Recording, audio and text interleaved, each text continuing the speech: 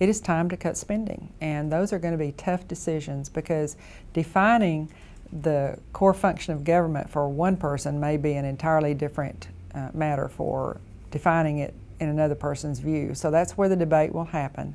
But it is time to cut the size of government. I think everything has got to be on the table. I think there are some small things that can be done, like consolidation of this, that, or the other. For example, the tourism magazines. I think several agencies do those. So you can do some small functions like that.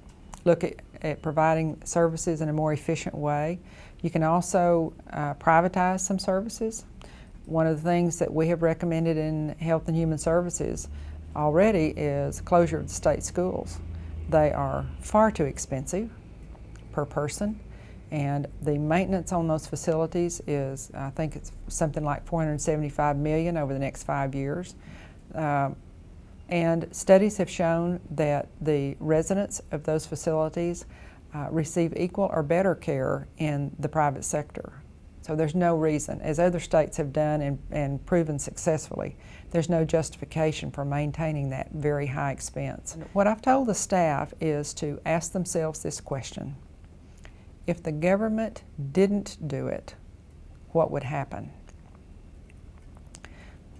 If a bad outcome would occur, then the government needs to keep doing it.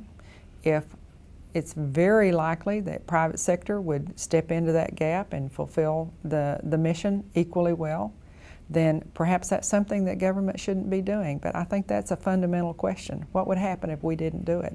Some things we have to do, but some things perhaps we don't. Do you see any way to balance this budget without doing some kind of a cost shift in public education?